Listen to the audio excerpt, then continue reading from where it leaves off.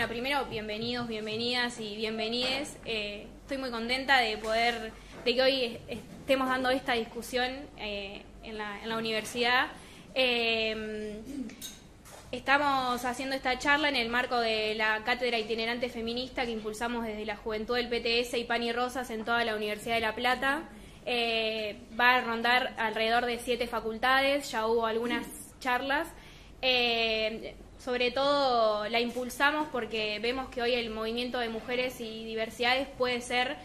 un factor muy importante para enfrentar a este gobierno que desde el minuto 1 que asumió nos tiene a las mujeres y diversidades como su principal enemigo y no para atacarnos. Y nosotros y nosotros como el movimiento de mujeres y diversidades sabemos que tenemos esa fuerza, conquistamos cosas muy buenas en las calles, mostramos una gran potencialidad. Y en ese sentido, para esta facultad de naturales, pero también pensado para la facultad de agronomía y de veterinaria, elegimos debatir y charlar sobre el rol que puede tener el movimiento de mujeres y diversidades en defensa del ambiente y de los territorios. Por eso el nombre de la charla de feminismo, comunidad y extractivismo. Además de ser misógino y machista, este gobierno es negacionista de la crisis climática. Y que, bueno, con el reciente aprobado RIGI y la ley base, sabemos que el extractivismo que ya se viene dando en el país desde hace muchísimos años, se va a profundizar más el saqueo de nuestros bienes comunes. Entonces lo pensamos también porque creo que es la pregunta que muchos y muchas nos hacemos ahora, es cómo enfrentar todo lo que está pasando y lo que se viene. Y en ese sentido queríamos retomar el ejemplo de lucha de las mujeres de Jujuy, de las comunidades originarias que el año pasado se enfrentaron a la reforma reaccionaria de la Constitución de Morales en defensa de los bienes comunes naturales como el litio y en defensa de sus territorios, pero también de las mujeres, de las comunidades rurales que todo el tiempo se enfrentan a la lógica del agronegocio, con su lógica extractivista y obviamente que no cierra si no hay precarización laboral también. Y en ese sentido invitábamos a un panel de lujo, que por un lado Nati, compañera de Jujuy, diputada electa provincial y trabajadora de agricultura familiar, para contarnos y transmitirnos la pelea que dieron junto a las comunidades en Jujuy el año pasado, y Maca, que es investigadora del CONICET y tiene muchos trabajos sobre trabajadoras rurales, que también nos va a poder contar cómo esas mujeres día a día pelean en sus laburos en contra de la precarización. Y bueno, en ese sentido también, ya para cerrar mi intervención, el discutir, queríamos también qué rol podemos jugar como futuros profesionales y para qué van a estar puestos nuestros conocimientos una vez recibidos. Lo charlábamos mucho cuando invitábamos en el patio, de para qué, estamos estudiando, queremos estudiar para que nuestro conocimiento están puestos al servicio de las necesidades sociales, en servicio de cuidar los territorios, de los bienes comunes, y no en servicio de ir a investigar para empresas que tienen lógicas extractivistas, lo que ya sabemos. Así que sin más dejo la palabra a las panelistas.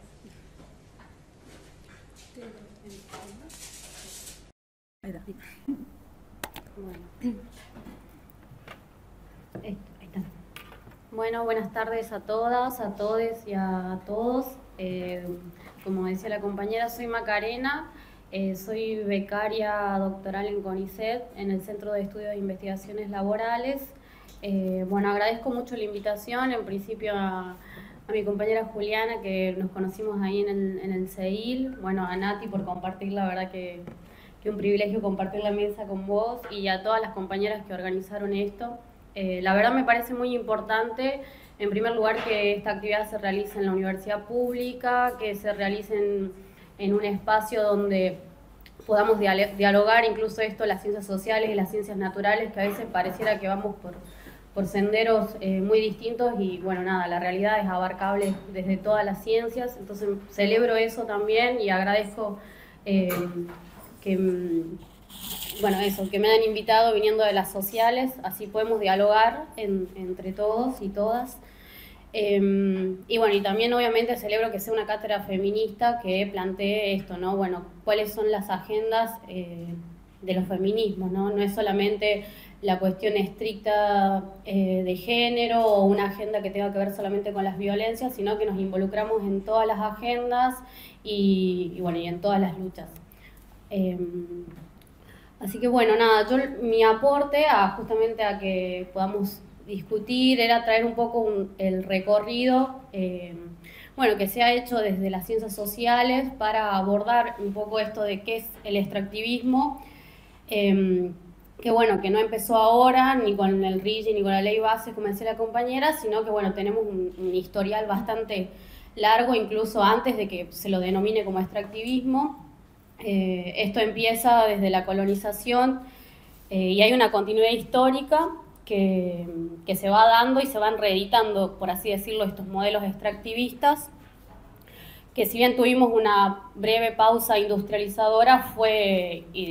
interrumpida por las dictaduras y después, bueno, hubo una retomada con los gobiernos neoliberales, una reedición con los gobiernos progresistas y bueno, y ahora estamos de nuevo ante, o sea, una profundización del modelo extractivista con otras características. Ahí tengo miedo de golpear esto. Bueno, en ese sentido, desde lo que es las ciencias sociales se ha hecho como un esfuerzo por tratar de definir qué era esto que pasaba en los territorios, sobre todo a partir de la emergencia de distintos tipos de conflictos en distintos tipos de territorios, tanto en Argentina como en América Latina. Y en los años 2000 ahí se comienza a decir, bueno, ¿qué está pasando? Es un modelo extractivista, tiene que ver con nuestro lugar en el mundo, y ahí se empieza a esbozar,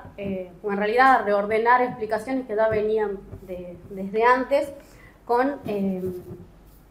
esto de la División Internacional del Trabajo. Bueno, nosotros estamos ubicados en una División Internacional del Trabajo donde nuestros países se han insertado a la economía mundial de una forma subordinada, donde nuestros territorios tienen un rol. No es que en nuestros territorios no hay capitalismo, porque siempre se dice, no, bueno, nuestros países son atrasados, necesitamos que venga el desarrollo, que venga el progreso, necesitamos que llegue el capitalismo, cuando el capitalismo ya está en nuestros países, solamente que con características específicas que justamente la División Internacional del Trabajo determina, donde hay países que se especializan justamente en producir y exportar materias primas, alimentos y recursos, y otros países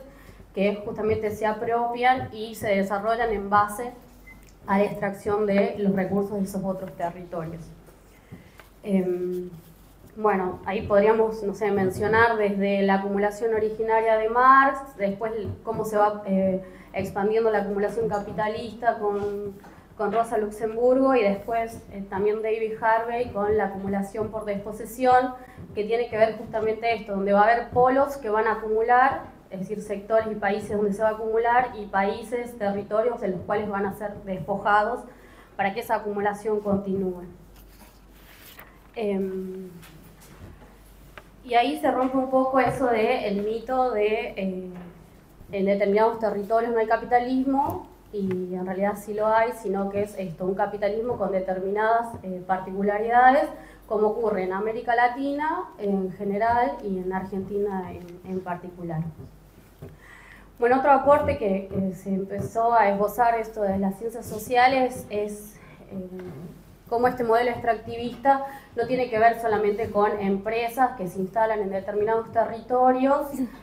ya sean empresas mineras, empresas petroleras o empresas del agronegocio, sino que hay un rol del Estado. O sea, ahí aparece otro actor, digamos que en esos territorios donde se producen estas relaciones de poder entre quienes viven ahí y quienes se buscan instalar los proyectos, ¿cuál es el rol del Estado? Y ahí tenemos un poco esto de romper con el mito del Estado ausente, y en realidad en todas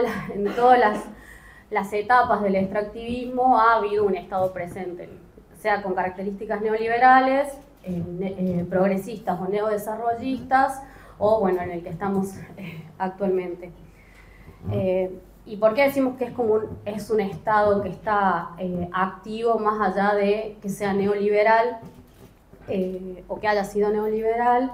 porque va a legislar, digamos, va a legislar su retirada de la protección de los recursos, o va a legislar que las empresas lleguen de determinada forma, va a legislar que las inversiones extranjeras directas sean de determinada forma, que si exportan dejan algo o no dejan nada. También van a legislar sobre las cuestiones laborales al interior de esos proyectos, y por algo también esos proyectos van a venir, no solamente porque haya una serie de recursos en nuestros territorios, sino por las facilidades que van a tener para desarrollar sus actividades. Y algo también que el Estado va a estar sumamente presente, sin importar en qué etapa sea, es el modelo represivo para poder garantizar justamente que estos proyectos no solamente lleguen, se instalen, sino que permanezcan y se sostengan, sobre todo cuando hay protestas o organizaciones en esos territorios buscando que esos proyectos se vayan o que nunca se puedan instalar. Entonces, ahí como que se va rompiendo con estos mitos de los países donde no hay, o los territorios donde no hay capitalismo, o el Estado ausente, porque bueno, siempre hay capitalismo, siempre hay Estado, nada más que bueno, funcionando de determinada manera. Y bueno, y este modelo, que bueno, ahí seguramente Nati va a poder como darle como una bajada a un caso también más concreto, va a tener ciertas consecuencias cuando se instalan los determinados proyectos, que son consecuencias que tienen que ver con el ambiente, que tienen que ver con el territorio, desde la contaminación, la fragmentación territorial, la generación de economías de enclave, de desplazamiento de determinadas comunidades, no solamente de desplazamiento de las comunidades, sino de interrupción de cómo ellos organizan sus modos de producción y sus modos de vida. Y también, como mencionábamos, la situación de los y las trabajadoras que están dentro de esos proyectos. Porque no solamente se producen condiciones de trabajo precarias, sino que, bueno, al justamente ser empresas que generan muchísimas ganancias, la extracción de plusvalía también es mucho mayor que en otro proyecto económico. Bueno, y todas esas consecuencias que van a tener estos modelos, estos proyectos que se van a instalar, van a generar distintos tipos de conflictividad, que a veces, bueno, pueden ser conflictividades que se den justamente con las comunidades, conflictividades que se den con los trabajadores o las trabajadoras, y también ahí vamos a ver que van a ir surgiendo de acuerdo al territorio, de acuerdo al proyecto y de acuerdo a los sujetos que sean afectados, movimientos que tengan por ahí más características de organizaciones de pueblos originarios, o por ahí organizaciones más de campesinos y campesinas, pequeños productores, trabajadores y trabajadoras. Digamos, cada instalación de cada proyecto en cada territorio va a tener justamente un desarrollo de la conflictividad y también una reacción justamente desde el Estado hacia esa conflictividad, dependiendo qué escala llegue a tener.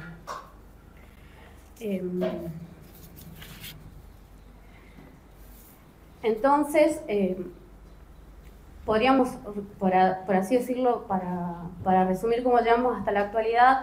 pensar en un modelo extractivista que se configuró, como decíamos, desde la colonia en el siglo XV al siglo XVIII, después un extractivismo más reciente, que es cuando digamos, se termina con el proceso colonial, los estados logran configurarse como estados-nación y ser independientes políticamente, pero continuar con sus economías primario-exportadoras. Después tener la llamada pausa industrializadora, y con las dictaduras y los gobiernos neoliberales llegar a un extractivismo neoliberal. Después el extractivismo, el neoextractivismo, que digamos, tiene que ver con esta característica de un Estado que ya no solamente está presente en esa legislación, sino que también, o en el modelo represivo, sino también de lo que recauda de justamente el desarrollo de esos proyectos, es después redistribuido a través de algunos programas sociales que permiten no solamente legitimación a esos gobiernos, sino legitimación de esos proyectos. donde se va a caracterizar de que, bueno, en pos de que el Estado se desarrolle o una sociedad se desarrolle, va a haber zonas de sacrificio y que van a tener que, bueno, sufrir esos sacrificios para que todos podamos desarrollar. Bueno, y ahí es donde tenemos los casos de, no sé, toda la cordillera o las comunidades que son afectadas por el agronegocio, más que nada en La Pampa, o el monocultivo forestal, o algunas economías regionales, como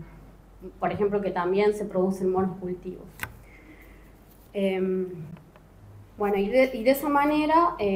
también, como les mencionaba, no solamente tenemos el extractivismo minero, el extractivismo petrolero, el extractivismo forestal, sino también el extractivismo agrario, que ese va a estar muy vinculado también a lo que es el modelo agroalimentario que tenemos, donde en pos de justamente o supuestamente producir alimentos que necesitamos, se puede avanzar y expandir una frontera agropecuaria, o se puede planificar, bueno, se van a hacer estos cultivos únicamente en estos territorios, y después vemos que eso que se produce no tiene, o sea, no se discute el acceso, el control y la distribución de esos alimentos que se producen, si realmente se quedan en los lugares que son producidos, si son para exportación, y qué beneficios quedan para esas comunidades donde esos cultivos se realizan, y cómo es la situación de los trabajadores que están involucrados en las distintas etapas de esos cultivos. Bueno, y después podemos igual seguirte para pasarte un poco la palabra a vos. Creo que en ese sentido, después también voy a profundizar en algunas cuestiones sobre lo agrario, pero justamente en todo eso, en todo ese mapa que estamos ahí reconstruyendo sobre cómo se despliega el modelo extractivista en América Latina, o si viene desplegando en América Latina y en Argentina en particular, es qué pasa con los feminismos, digamos. Porque justamente hablamos de que este modelo va afectando en distintas escalas y a distintos sectores, y generando distintos tipos de conflictividades, pero pareciera como si el feminismo no tendría nada que ver, y en realidad sí tiene todo que ver. Primero, por lo que decía al principio, porque son agendas en las que también nos involucramos, y porque también hay distintos feminismos que se han ido desde la práctica, desde la teoría, mirando a estos y luchando justamente, involucrándose en estos procesos.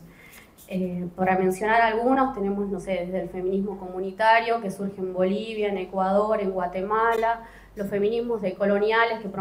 problematizan sobre todo la coloniedad, los feminismos indígenas, los feminismos campesinos, los ecofeminismos, los feminismos anti-extractivistas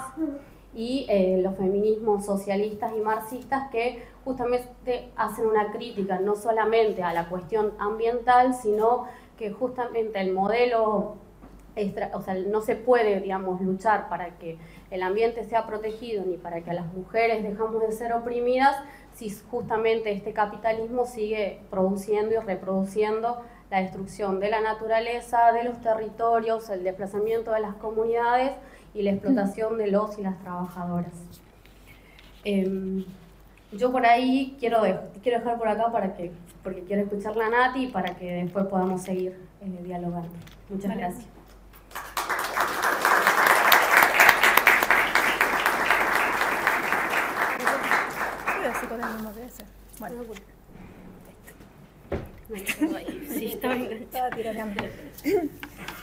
Bueno, ante todo agradecer a las compañeros que nos invitaron, incluso ellas de La Rioja, yo soy de Jujuy, está bueno también decirlo. Y me parece que está muy bueno que haya estos espacios, lo que están haciendo la cátedra itinerante, que acá estemos estudiantes, estemos laburantes, estemos personas que como Maca, que es investigadora del CONICET. Creo que es muy importante que la universidad, y para eso tenemos que pelearla, abra las puertas, ¿no? Para que se puedan hacer estas cosas y se pueda problematizar aspectos que hoy por hoy nos están generando un interrogante, como decía Lara también, y nos interpela, creo que a todos los que estamos presentes, ¿no? Entonces, yo estudio agronomía, entonces estoy muy contenta también porque cuando yo estudiaba agronomía, era más joven,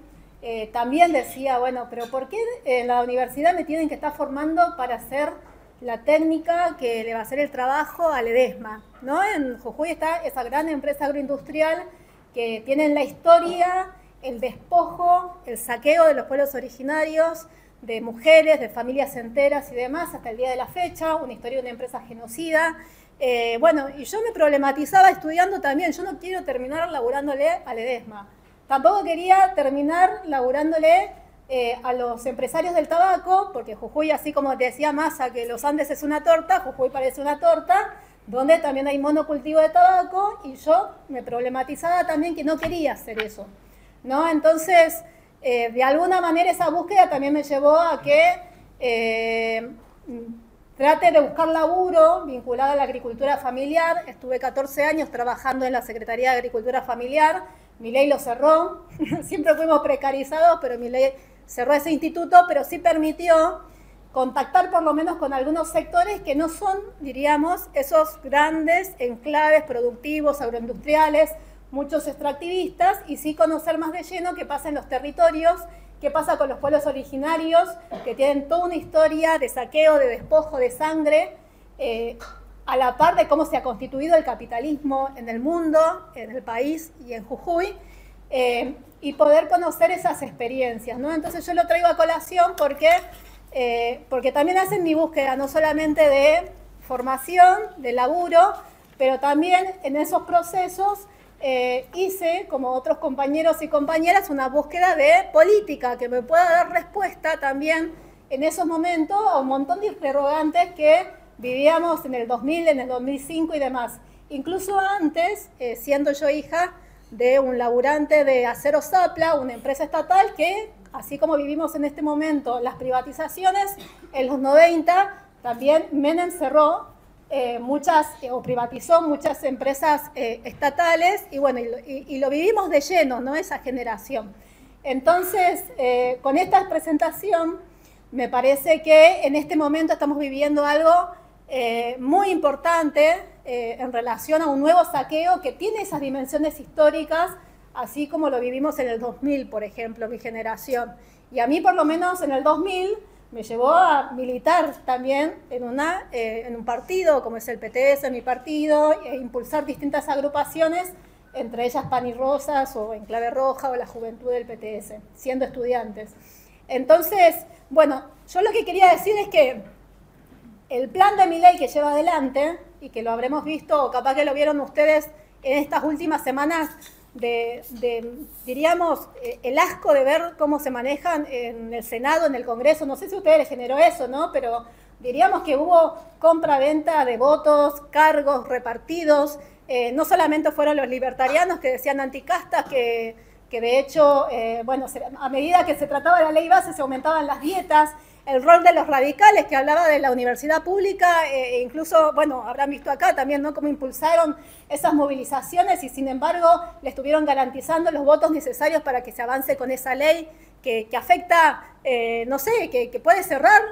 instituciones estatales, puede cerrar el CONICET, no ahora, pero con los superpoderes más adelante, digo, como para pensarlo, y como otros sectores políticos incluso que dijeron que están en contra, como sectores de Unión por la Patria, pero habrán visto tanto en el Congreso como en el Senado, algunos incluso levantaron la mano, y como afuera, cuando había, diríamos, esa pelea que vimos muchos en distintos momentos de estas últimas semanas, como también diríamos que la dejaron pasar, porque si lo que faltó en todo este, diríamos, en esta pelea, que es un capítulo que no está terminado, lo que estuvo faltando es que esas grandes herramientas que no solamente pueden organizar, movilizar y paralizar, diríamos, la producción, los servicios y demás, como es la herramienta de los sindicatos, que lo puedan convocar, que puedan parar, que efectivamente podamos enfrentar con toda la fuerza unificada para dar esta pelea, no la estuvo. Y ahí sí hay una responsabilidad política en relación a este sector Unión por la Patria, que dirigen las centrales sindicales, nada más y nada menos. Entonces, bueno,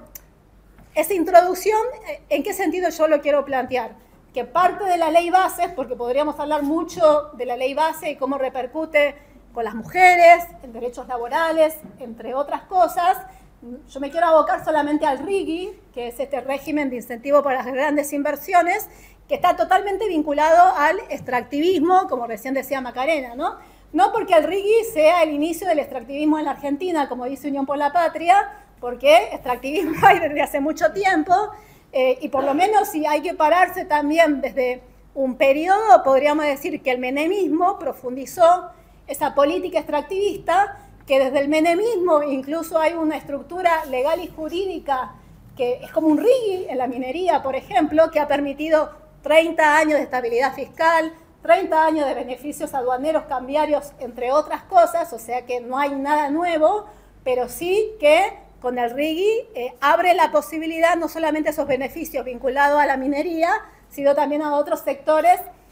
como el sector agrario, entre otros sectores bueno, vinculados a los hidrocarburos, entre otras cosas. Entonces, y con el RIGI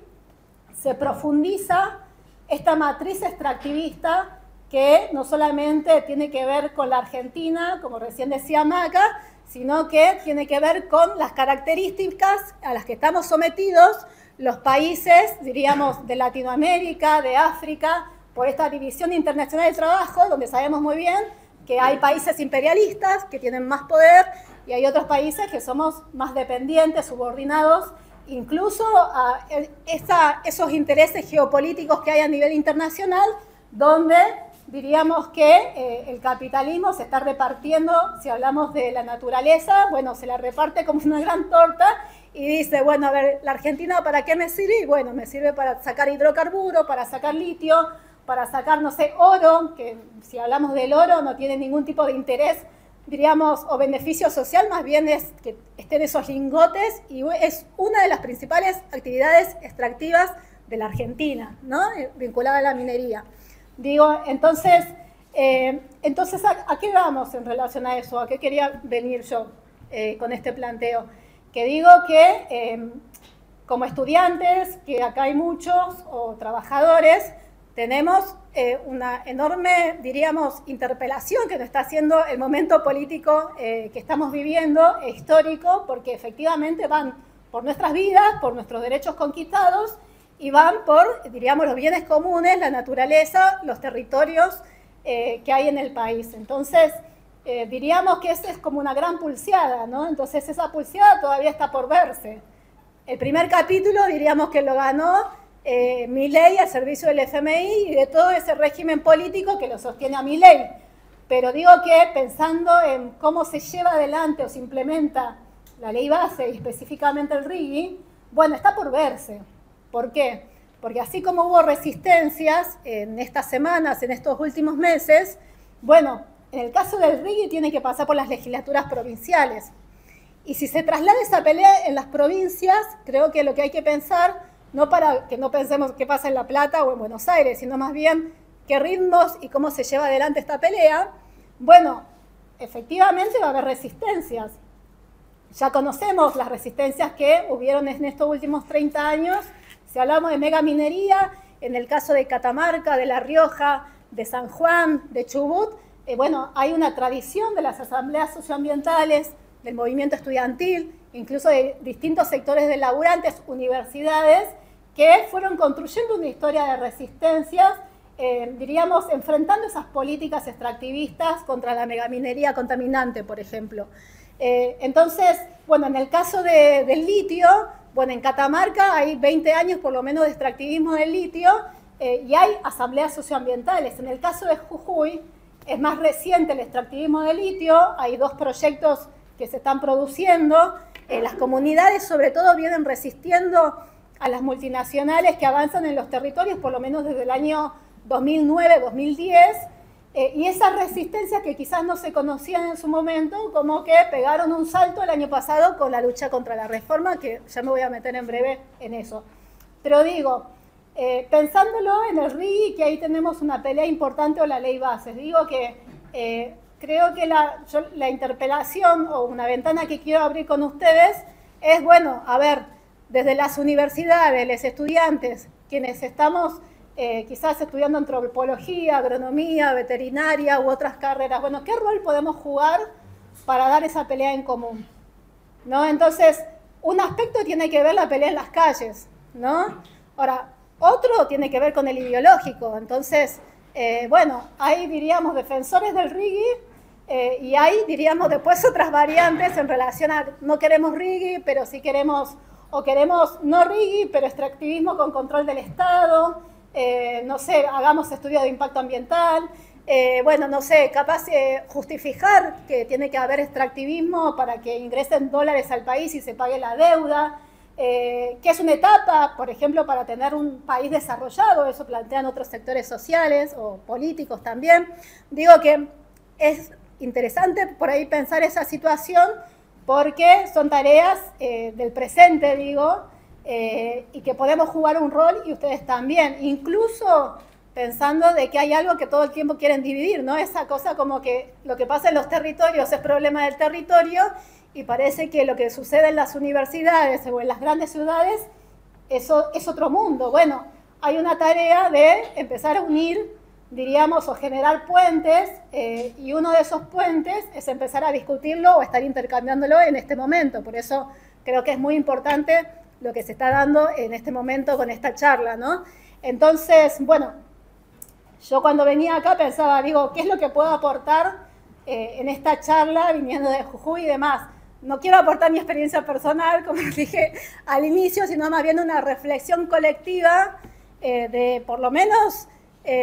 una de las experiencias por lo menos más importantes en el plano político que tuvimos en Jujuy el año pasado, al calor de la lucha contra la reforma de la Constitución, una reforma de una Constitución que quiso, no sé, digo que nos ayudó Morales, que venía con un gobierno autoritario de 8 años, para que ustedes tengan una dimensión, pero bueno, se le ocurrió reformar para tratar de hacer como eso, tener más un RIGI, tener otras reformas contra los derechos laborales, sociales, incluso contra el derecho a la protesta. En Jujuy querían prohibir, está prohibida, por ejemplo, la protesta, o sea, salir a las calles, salir a las rutas, y lo que ha permitido, por ejemplo, esa decisión de llevar adelante esa reforma de la Constitución es que las resistencias que venían por separado en la provincia de Jujuy, bueno, se nucleen, o sea, confluyan en un mismo objetivo, o sea, tirar abajo la reforma y que esas peleas parciales que se venían dando en la provincia de Jujuy empiecen a tener un carácter político. Entonces, tomando lo del feminismo, me parece que si hay una característica de lo que sucedió el año pasado en Jujuy, fue que las mujeres de un sector feminizado como la docencia se puso a la cabeza, primero de una pelea sindical por salario, así comenzó todo. Pero al calor del proceso, ese arriba a los salarios, que quizás lo habrán escuchado, se transformó, diríamos, en una consigna más política, arriba a los derechos, abajo la reforma. Y producto de lo que irrumpieron esas mujeres docentes en las ciudades, pero también docentes indígenas, docentes que laburan en escuelas rurales, hizo que otros sectores se nucleen y que en el caso de las comunidades indígenas que vieron que efectivamente esa reforma de la Constitución atentaban contra sus derechos territoriales, contra su agenda que tenía en ese momento, entre ellos la agenda que está vinculada a la tierra comunitaria, entre otras cosas, y su derecho a decidir, a ser consultados, hizo que lo que yo por lo menos en mi vida nunca lo había visto en Jujuy conociéndolas, que más de 100, 200, 300 comunidades se nucleen, que esos más de 10 pueblos que hay en la provincia de Jujuy, pueblos originarios, tengan un objetivo común y que irrumpieran también en ese proceso radicalizando la lucha que había en ese momento. Yo no le quiero como desarrollar todo el proceso de lucha porque es largo y demás, después me lo preguntan o no sé, hay notas que escribimos y demás como para invitar a leer, pero sí quería como destacar primero lo que siempre se ve, ¿no? Y se lo vio en Latinoamérica. Las mujeres indígenas son recontra combativas, si hay que defender el territorio, están ahí defendiéndolo, poniendo el cuerpo. Bueno, no sé, yo estuve en una de las represiones más importantes que hubo en Jujuy, en Purmamarca, donde las mujeres estaban ahí adelante. Y lo que sí, obviamente, entonces si hablamos del rol de las mujeres en esos momentos, sobra combatividad. Entonces, si vemos a las docentes también sobra valentía y había cambiado algo, diríamos, en su cabeza que efectivamente se veía que se había perdido el miedo. Ahora, lo que yo me parece que es importante traer, por lo menos en este intercambio, es por ahí pensar en estas peleas que se dan anti-extractivistas o luchas que, no sé, que pegan un salto político, es cómo hacemos para que estas peleas puedan ganar. ¿Qué alianzas se pueden construir para que tomen y adquieran toda la fuerza para que se pelee, pero se le tuerce el brazo al régimen político? Entonces la experiencia de Jujuy sirve para la experiencia actual. Ya vimos que, por lo menos yo veo ya un común denominador, que lo que faltó en Jujuy, si tengo que analizar o tenemos que analizar lo que sucedió hasta ahora con la ley bases, hay un común denominador, lo que les decía hace un rato. Las centrales sindicales dirigidas por el peronismo en Jujuy no convocaron al paro general cuando había condiciones de que se tuerza el brazo a ese régimen político autoritario, y con la ley base sucedió lo mismo. Entonces, otro aspecto que nosotros vemos que es muy importante como elección, que lo intentamos desde nuestro partido, en ese momento yo fui convencional constituyente con Alejandro Vilca, con otros compañeros y compañeras, pero también con nuestras compañeras docentes, nuestras compañeras de la juventud también, intentamos poner en pie, diríamos, espacios de autoorganización, que capaz que acá hay en La Plata o hubo al calor de estos procesos, asambleas donde puedan confluir estudiantes como ustedes, laburantes, las comunidades indígenas, otros sectores que estén peleando, para que al calor de esos procesos de lucha podamos definir cómo, diríamos, cómo peleamos mejor y después qué programa defendemos. Entonces, bueno, allá en Jujuy peleamos mucho para que se pueda imponer eso a nivel provincial, no logramos hacerlo, pero sí fortalecimos discusiones al calor del proceso con las comunidades indígenas, en los cortes, incluso estando ahí en Purmamarca, pero en distintos cortes que hubo en la provincia, con las docentes, abriendo la universidad. La universidad en todo ese proceso jugó un rol muy importante. A la universidad llegaban las comunidades, dormían, comían, se reunían en la universidad. Las docentes jugó un rol clave. Bueno, mis compañeras de la juventud del PTS jugaron un rol clave en esa pelea. Pero bueno, eso no se pudo desarrollar en toda la provincia y vemos que eso fue lo que faltó. Entonces creo que pensando, bueno, ¿qué tareas tenemos ahora? Que seguramente tendrán ese interrogante, decir, bueno, ¿qué podemos hacer ahora con el RIGI, con la ley base? Bueno, ¿cómo podemos generar esos puentes? ¿Cómo podemos generar desde la universidad esos espacios o qué espacios de coordinación hay? Y sobre todo, bueno, ¿qué rol puede jugar el feminismo o los feminismos para poder ser parte de esa pelea, para poder unir lo que nos quieren dividir todo el tiempo? Y sumando a lo que decía Macarena, que en realidad no lo dijo mucho, pero ella estudia mucho el trabajo rural, incluso la experiencia en los cítricos, bueno, es clave también pensar que en estas peleas no es suficiente, diríamos, las resistencias, como le decían, los territorios, o solamente pelear masivamente en el ámbito rural y en las grandes ciudades, sino que es necesario que podamos, diríamos, al capitalismo, que no tiene otro objetivo que depredar la naturaleza y que parece que todo es mercancía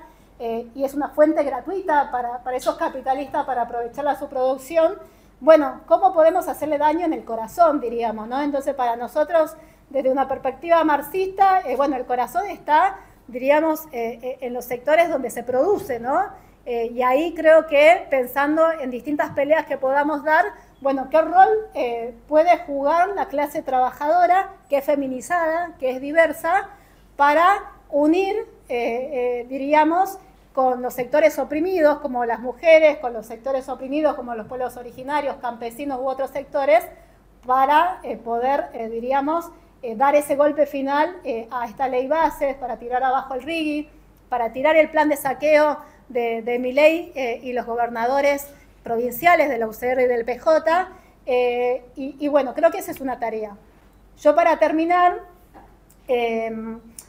me parece que es muy importante también pensar, diríamos, o nosotros decimos, ¿no? Nosotros queremos elevar el imaginario, o sea, no nos queremos contentar, como les decía hace rato, con que más o menos extractivismo, con que le echamos a una multinacional un día, pero después vienen 40 más, ¿no? En el caso del litio, para que tengan una idea, hay 3 ahora funcionando y hay como 40 proyectos. Entonces, bueno, si pensamos solamente en cómo enfrentamos a una multinacional donde está oro cobre, después tenés 40 alrededor. Entonces, ¿Es importante la resistencia? Sí, pero no es suficiente. Entonces, bueno, nosotros no nos queremos contentar con que, diríamos, con que nos quedemos con que hay diríamos, una división a nivel internacional y nos toca el extractivismo. No, nosotros queremos enfrentar esas políticas, por eso nuestra perspectiva es anti-extractivista, pero sabiendo que detrás de esas políticas está el imperialismo. Entonces es una pelea concreta que es antiimperialista, ¿no? Entonces, un dato que les doy, o sea, las empresas de las multinacionales o las transnacionales de litio, está Orocobre, les mencioné, bueno, no sé, hay empresas chinas, canadienses, australianas, entre otras, bueno, Yankees, quiere venir Elon Musk, qué sé yo, pero los accionistas son, diríamos, los mismos buitres que tienen la deuda con el Estado nacional. Entonces, bueno, nosotros, entonces, si damos una pelea anti-extractivista y antiimperialista, porque están estas potencias imperialistas, bueno, tiene que estar ligado, por ejemplo, a una pelea contra estos fondos buitres que están también detrás del FMI y que están detrás, diríamos, de los que nos quieren someter con una deuda ilegal, ilegítima y fraudulenta. Entonces, me parece que no nos podemos quedar solamente con una pelea concreta, sino tenemos que ir hilando y viendo cómo está todo vinculado, ¿no? Entonces, por eso nosotros entendemos que un programa anti-extractivista tiene que ir ligado con romper lazos con el FMI, con desconocer la deuda, con tener, además, o plantear otra salida, pero no en función, diríamos, de los grandes sectores empresariales, o de mantener o sostener un Estado que como política sostiene el extractivismo o sostiene una sociedad de explotación de clases, pero también de opresiones y de depredación de la naturaleza, sino más bien plantear otra salida. Entonces, a lo que venía con elevar el imaginario, no nos queremos contentar con eso. No queremos aceptar que nuestra vida no solamente empeore, sino aceptar diríamos, que los territorios se destruyen, que son zonas de sacrificio, como única opción. Nosotros queremos elevar nuestro imaginario y también de ese elevar imaginario también que podamos tomar como causa y sí invitarlas o invitarlos a que sean parte o conozcan más nuestras agrupaciones, nuestros partidos, qué es lo que venimos planteando, porque puede existir para nosotros una perspectiva no solamente anticapitalista, sino socialista. Nosotros nos organizamos y todo lo que hacemos tiene que ver en esa perspectiva. Entonces, por ejemplo, ¿no? En el caso del litio, nosotros lo que venimos planteando como parte de nuestro programa y que lo charlamos con las comunidades, por ejemplo, en la provincia de Jujuy, es que había una tarea soberana inmediata que tiene que ver con que no permitir, primero, que el litio se lo lleven las multinacionales extranjeras. Es una medida soberana elemental, ¿sí? O los otros minerales, diríamos, ¿no? O los hidrocarburos. Entonces ahí hay una discusión inmediata que por lo menos nosotros planteamos. Bueno, de mínima nosotros tenemos que decir que se vayan todas esas multinacionales imperialistas y que queden en manos de los trabajadores, de las comunidades indígenas que tienen derechos territoriales y que pueda jugar un rol la comunidad científica, por ejemplo, las universidades. Ahora, ligado a eso, nosotros planteamos, por ejemplo, en relación al litio, la nacionalización del mismo. Ahora, nosotros planteamos nacionalizar el mismo no para que se haga más extractivismo, como proponen distintos sectores de Unión por la Patria, que dicen nacionalicémoslo, o que haya una empresa estatal mixta, donde haya sectores o accionistas privados, donde se pueda hacer más extractivismo, ¿no? Nosotros no queremos eso. Incluso ustedes tienen un ejemplo cercano, por lo menos yo algo lo vi, de ese laboratorio, el IMAD, ¿cómo se llama? Bueno, un laboratorio o un instituto que está avanzando con las baterías de litio. ¿Cómo se llama? YPF, bueno, YPF litio. Bueno, eso. Bueno, ahora, eso uno podría decir, bueno, es de la universidad y demás, pero ¿para qué es, por ejemplo? Y bueno, para que sigan avanzando con la matriz extractivista en los territorios. En Jujuy hay un instituto de litio y hay muchos becarios y especialistas del CONICET. Ahora, ayer, antes de ayer, estuvieron en Jujuy en una conferencia con las multinacionales y le estaban, diríamos, presentando sus estudios e investigaciones para modificar o para que haya otras técnicas de extracción de litio. Ahora, ninguno cuestiona la matriz extractivista. Ninguno cuestiona lo que se llama la amputación ecológica, que el extractivismo destruye territorios, destruye sociedades, no sé, el efecto que puede generar en las familias, en las comunidades campesinos indígenas, y todo lo que puede generar como una zona de sacrificio, no se cuestiona eso. Y hay muchísimos investigadores que juegan ese rol. Entonces, bueno, nosotros queremos, cuando nosotros planteamos que tiene que haber, diríamos, otra salida de los trabajadores de las comunidades indígenas, las comunidades científicas, tiene que ver en pensar en qué hacer con los bienes comunes, ¿no? Que sería una pregunta, ¿cómo y de qué manera? No de la manera actual destructiva. Entonces, nosotros, nuestro planteo, por lo menos parte de un programa que yo le quería como socializar a ustedes, tiene que ver con que no solamente queremos decir no a la ley base, no al RIGI, sino queremos convencerlos de que podemos organizarnos y podemos luchar por otra salida que tiene un programa, o sea, que se hace carne. Entonces, bueno, ¿por qué no imaginar? O sea, hay mucho imaginario en relación al fin del mundo, hay películas, hay novelas, hay libros y demás, es lo que más uno se imagina, tiene acceso. Hay imaginario y experiencias, si quieren, locales en relación a experiencias pequeñas de cooperativas, diríamos, de producciones, diríamos, alternativas a lo que se produce después a nivel nacional e internacional. Ahora, esas experiencias, o ese imaginario del fin del mundo, o esas experiencias más autonomistas que pareciera que coexisten en un mundo donde rigen las leyes del mercado, bueno, es lo que más conocemos. Ahora, lo que no hay, y nosotros queremos dejar sembrado como una semilla, es imaginar el fin del capitalismo, no del mundo, ¿no? Entonces, bueno, nosotros todo lo que hacemos es porque no es que va a caer, como el patriarcado tampoco va a caer, pero digo que sí opinamos que podemos organizarnos y pelear por una perspectiva anticapitalista y socialista, donde parte de la planificación o donde podamos pensar una sociedad de productores libres y asociados, donde podamos pensar una sociedad donde la jerarquía sea las necesidades sociales de las mayorías, producir alimentos, por ejemplo, donde la prioridad sea, bueno, a ver, ¿qué bienes comunes hay, por ejemplo, en la Argentina? ¿Qué es lo que hay que cuidar? ¿Qué es lo que no? ¿Qué es lo que dicen las comunidades? ¿Qué es lo que se puede utilizar? ¿De qué manera? ¿Con qué técnica? ¿La técnica que se conoce ahora es la suficiente? ¿Hay que desarrollar ahora otras? Bueno, ese imaginario es el que todo el tiempo tratan de que no liberemos, diríamos, nuestro pensamiento individual y colectivo y que hace a las tareas del presente. Entonces yo con eso quiero terminar,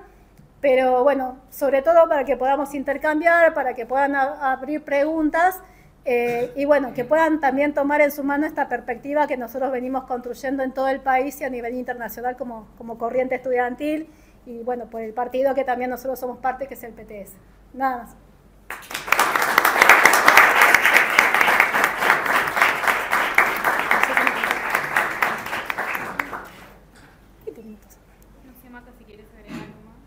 Sí, voy a agregar algo.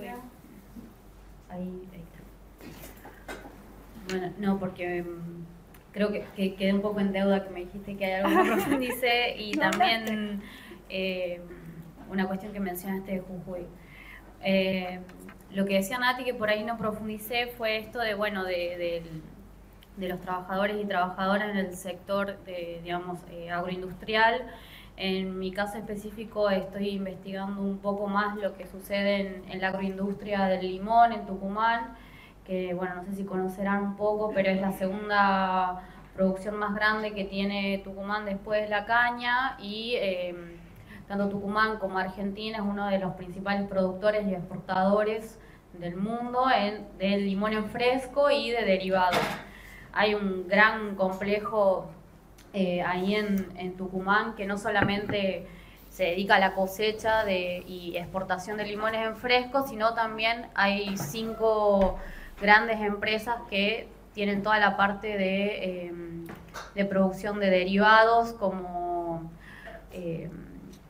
digamos todo lo que es la cáscara deshidratada, la pulpa del limón y muchos otros insumos que son usados para otras industrias como la farmacéutica, la estética y también alimentos. Dentro de todo ese mundo, quienes lo sostienen son principalmente más de 30.000 cosecheros y cosecheras que, bueno, claramente a toda esa agroindustria que está orientada principalmente a la exportación y que genera muchas divisas, estos trabajadores están en condiciones muy precarias, tanto de trabajo como lo que tiene que ver con el sostén, la reproducción de su vida a nivel incluso de ciclo anual, porque claramente la cosecha tiene una ventana porque compite con, por ejemplo, justamente Estados Unidos. Entonces la temporada es muy corta, tienen trabajo desde marzo hasta agosto principalmente.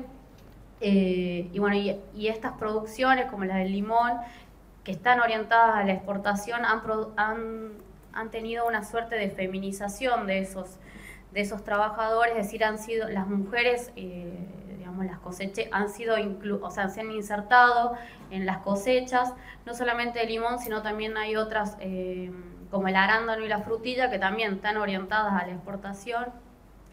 pero que esto de que ellas se hayan podido insertar justamente en esos mercados de trabajo agrario no quiere decir para nada que hayan terminado con la cuestión de la desigualdad, ni que justamente estén mucho más libres o que tengan muchos más ingresos económicos, para nada, o sea, siguen con las tareas que tienen que ver con la reproducción de sus propias familias y además insertadas en estos mercados de trabajo sumamente precarios. Y esa feminización de esos mercados de trabajo agrario también se ha traducido en la participación de estas mujeres en la conflictividad. En los últimos años en el limón se ha dado, justamente porque son un montón, o sea, son alrededor de 30.000 por cada temporada, tanto en cosecha como empaque, que han logrado organizarse. Y al inicio de la cosecha, como justamente las frutas, si no se cosecha a tiempo y tienen ciertas normas de calidad internacional, certificaciones de calidad internacional, si no se cosecha a tiempo, después no se puede colocar en los mercados, por ejemplo, europeos. Entonces eso ha sido como una herramienta para los trabajadores y trabajadoras de decir, bueno, si nosotros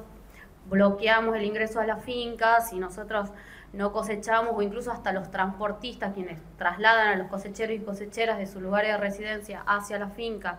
si esos transportistas hacen paro y no trasladan a los cosecheros y cosecheras, también generan una presión no solamente a las patronales citrícolas, sino también al Estado, al gobierno de la provincia, que bueno, ya conocerán un poco cómo se mueve, y el rol que ha tenido la citricultura primero en la ley ómnibus y ahora en la ley bases, y cómo han sido cambiados los votos de Unión por la Patria, para que la ley base se apruebe. Eso por un lado. Después si quieren profundizar un poco más, y lo que me parecía interesante de rescatar de lo que venía mencionando Nati, y esto también de la pregunta de, bueno, ¿qué hacemos desde los feminismos y qué hacemos desde las distintas luchas para enfrentar a este modelo? Creo que es muy interesante esto de que se suele decir que Jujuy fue como el laboratorio de ajuste, reforma, represión, pero también de resistencia de lo que hoy se está viviendo. Y no es casualidad que el encuentro plurinacional este año se haga en Jujuy, si bien el feminismo viene también, los feminismos también venimos un poco golpeados por todo lo que pasa. Creo que es una buena oportunidad, justamente de un encuentro, y de recuperar un poco las trayectorias de luchas que mencionaba Nati de las asambleas. Durante los años 2000 se constituyeron muchas asambleas a lo largo y a lo ancho del país por distintas cuestiones, desde las papeleras hasta las mineras, la soja, incluso distintos proyectos que estaban generando contaminación, y se conformó en su momento la Unión de asambleas ciudadanas, después se cambiaron el nombre a Unión de Asambleas Comunitarias, justamente para interpelar el concepto individual del ciudadano y pasar a lo más comunitario. Y en su momento se hacían encuentros tanto regionales como nacionales, donde se discutía el modelo extractivista y se discutía, bueno, un poco lo que estamos hablando ahora. Entonces me parece como interesante recuperar todas esas trayectorias de lucha de las asambleas y también, bueno, el espacio del encuentro nacional, ahora plurinacional, que también tiene más de 30 años. Entonces, espacios se han sabido construir y creo que hay que saber recuperarlos, porque bueno, también tanto en los espacios de las asambleas como en los espacios de los encuentros ahora plurinacionales, bueno, ahí creo que hay como una cierta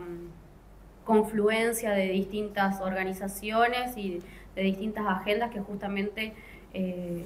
bueno, vienen a discutir y a proyectar una organización, bueno, en este caso contra el gobierno de Milei, la ley bases y todo, bueno, todo el modelo que se está implementando. Así que me parece que esto no es casualidad que este año se haga en Jujuy, por ahí puede ser un buen momento, a pesar de, bueno, de todo lo que está pasando, para reencontrarse y poder también reorganizar al movimiento de mujeres y diversidades.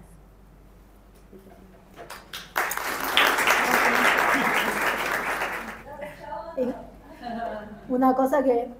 tengo conocimiento que el año pasado, cuando el tercer malón estuvo en Buenos Aires, en Capital Federal, y vino una delegación, por lo menos varios estudiantes se acercaron, se solidarizaron, los recibieron, bueno, estuvieron compañeras de las agrupaciones que nosotros impulsamos. Es parte también del quehacer. Por eso digo, si en estas universidades o facultades dejan de haber tantas charlas donde están los empresarios, sus representantes, los científicos que representan esas ideas y esas políticas capitalistas como el agronegocio, la megaminería, el extractivismo de litio, y empiezan a haber también más voces de las comunidades indígenas, de laburantes, de quienes estudian también o aportan su conocimiento al servicio de poner en evidencia las consecuencias del extractivismo, porque yo le doy el ejemplo del extractivismo de litio y la verdad que hasta hace poco tiempo había muy pocas investigaciones en relación a eso porque el Estado no lo promueve, las universidades tampoco. Entonces, bueno, el conocimiento para quién también, ¿no? Entonces poner en evidencia las consecuencias que están generando en los territorios, en las comunidades, en los humedales, no sé, la contaminación en el agua, cómo repercute, no sé, en la biología, en otras, no sé, en los ecosistemas y demás, hace una tarea también, o sea, de ese aporte de trabajo incluso en común que se pueden hacer con las comunidades, con otros estudiantes, con trabajadores y demás. Para mí eso es clave, ¿no? Y como no sé, mencioné en mi intervención, parte de, o sea, defender esta perspectiva o tener más elementos para tener una perspectiva anti-extractivista, pero si está ligado al capitalismo no puede ser, tiene que ser anticapitalista, o sea, no puede ser de otra manera, antiimperialista, ¿no? Que tome incluso esto, ¿no? Si al final, por lo menos nosotros identificamos que el capitalismo se refuerza de las opresiones de las mujeres, las diversidades, los pueblos originarios, obviamente hace su quehacer, diríamos, la explotación de una clase social sobre otra, pero bueno, o sea, si nosotros empezamos como estudiantes, a tener más elementos para sacar esa conclusión, entonces, bueno, hay tareas de la hora, ¿no? O sea, del agrupamiento, por eso nosotros impulsamos agrupaciones, de cómo vamos conectándonos entre las facultades, las universidades, incluso en Latinoamérica, como decía Ligüen, es una tarea también, y la lucha ideológica también, porque, como le decía, quienes defienden al capitalismo, hay muchos de intelectuales y demás. Ahora, quienes defienden que también, o quienes militan, por ejemplo, el escepticismo, quienes militan al extractivismo, quienes militan que en última instancia pueda haber un mundo que quepan en otros mundos, no sé si es así, pero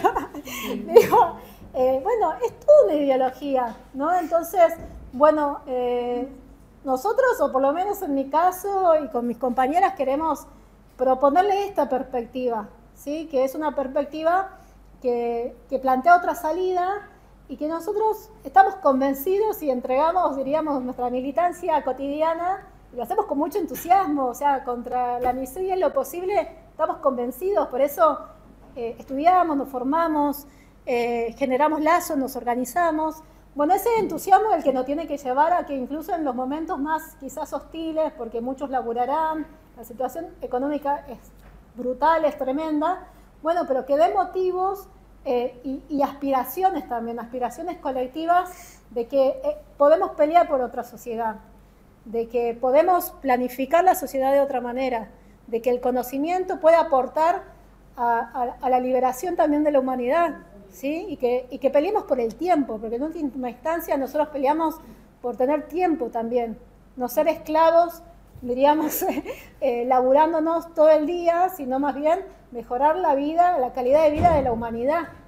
¿no? O sea que eso va a permitir que haya creatividad, tiempo para el arte, para desarrollarnos,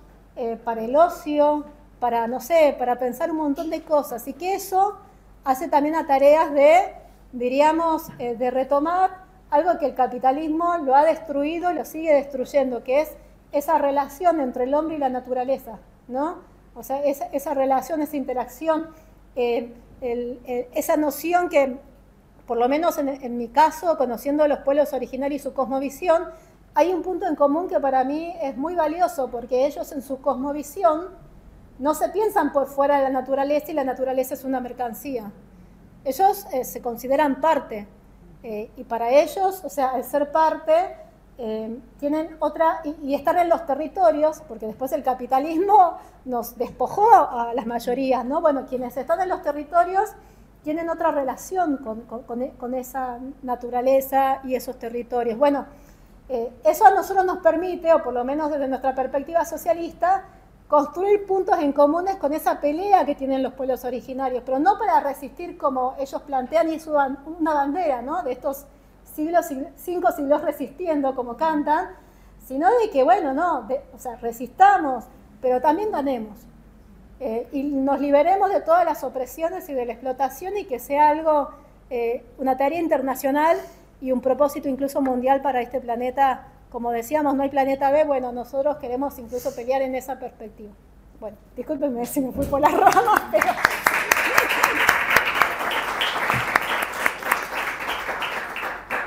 Sí, obvio.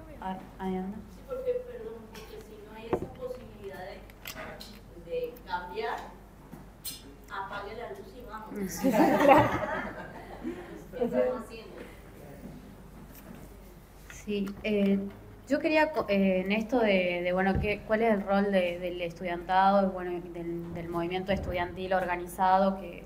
bueno, así como hablábamos de los movimientos de las asambleas o de los movimientos feministas, también, bueno, Argentina también tiene toda una tradición de luchas estudiantiles, no solo en defensa de la educación pública, sino justamente en construir un modelo de educación, para qué, para quiénes, y también un modelo de universidad. Por ahí, no sé, me acuerdo cuando yo estaba en la universidad, estaba mucho esto de organizarse en rechazo y exigir al Consejo Superior que se rechacen los fondos mineros para financiar la educación pública. En varias universidades, por ejemplo, en La Rioja sucedió, y en varias universidades del país, las asambleas o los movimientos estudiantiles de cada universidad bueno, realizaban movilizaciones y exigían que se rechace el porcentaje que se destinaba de los fondos IMAD para financiar la educación universitaria. Y nada, eso uno puede decir, bueno, es como medio simbólico, porque tampoco es que era un porcentaje muy grande, pero bueno, era también un cierto gesto a las comunidades que estaban resistiendo en eso desde los 90, empezando por La Lumbrera y después todos los proyectos que se quisieron instalar, era justamente un gesto de esas comunidades de decir nosotros no queremos que nuestra educación pública sea financiada a costa de los territorios que están siendo arrasados, de la contaminación del agua de esas comunidades que de verdad abrían el grifo y el agua salía contaminada. Entonces creo que pueden ser pequeñas cosas, pero que van construyendo una perspectiva de cómo se piensa el movimiento estudiantil, que no solamente lucha hacia adentro de sus universidades, peleando por mejores condiciones de cátedra,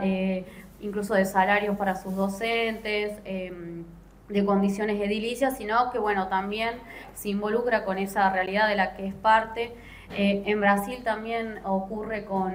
hay unas jornadas que se llaman Yura, Jornadas Universitarias por la Reforma Agraria, que también se realizan en abril en todas las universidades,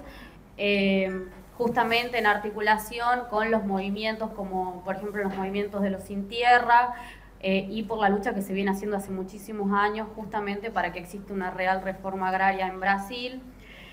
Y bueno, y un sinfín de iniciativas que hay para construir cátedras paralelas, luchar por reformas en los planes de estudio para que justamente tengan una orientación en cómo se van formando las líneas de investigación, la extensión universitaria, justamente el rol del movimiento estudiantil en pensar eso, bueno, cuál es el modelo de universidad que necesitamos y que queremos construir. Así que bueno, eso. ¿Alguien algo más? Podemos ir cerrando, me parece que estuvo muy bueno y bueno, como decía Ivín, es el puntapié para muchas cosas, que se abrieron muchas puntas y muchas discusiones, que para mí el rol que puede jugar un poco también respondiendo los estudiantes, las estudiantes, el movimiento estudiantil, si nos retomamos a la historia, en Argentina la mayoría de las conquistas han sido con el movimiento, con los estudiantes y con toda la comunidad educativa, no solamente estudiantes, sino también docentes y no docentes. Hoy es nuestra tarea también, ¿no? Somos muchos hoy en la Universidad de La Plata, para organizarnos, para hacer asambleas, para en cada lugar, en cada facultad en la que estamos, llevar estos debates, porque bueno, cuando invitamos a esta charla también decíamos, tenés que estar acá, porque sabemos que si no somos nosotros y nosotras las que venimos a plantar acá en la mesa estas discusiones, en muchas facultades no se da. O sea, si no venimos y decimos queremos producir de otra forma, un ejemplo muy bueno es la tecnicatura de agroecología que hay ahora en agro. Si no somos nosotros los que decimos queremos venir a plantear que nos podemos relacionar de otra forma con la naturaleza, con las comunidades, entre nosotros mismos, si no somos nosotros los que decimos, bueno, cómo producimos alimento, queremos producir de otra forma, la universidad no lo va a hacer porque también sigue esta lógica de, bueno, discutimos mucho sobre el capitalismo, que solo importa la ganancia. En la universidad pasa lo mismo y siempre nos enseñan qué es lo más productivo. Bueno, en BETE te enseñan siempre la ganancia es lo primero, o sea, no importa otra perspectiva, lo primero es la ganancia y es de lo único que hablan. Entonces, ¿en cuánto puedes encerrar al animal para que te dé más ganancias en un galpón? Bueno, ejemplos, pero que desde ahí empezar a plantear otra cosa en nuestras carreras, con nuestros compañeros de cursada, para, bueno, ser futuros profesionales, que como también se dijo mucho acá, que poder cuestionarlo todo y que nuestros conocimientos estén a disposición de la sociedad. Así que bueno, invitarlos a eso, a seguir conociéndonos como PTS, como Alerta Roja, que es nuestra agrupación ambiental, nuestra agrupación feminista también, Pan y Rosas, porque necesitamos que estas discusiones se sigan dando, porque sabemos que se puede venir más jodido para todos y tenemos que estar juntos y juntas para poder pensar cuál es la mejor manera de enfrentar este gobierno. Así que gracias.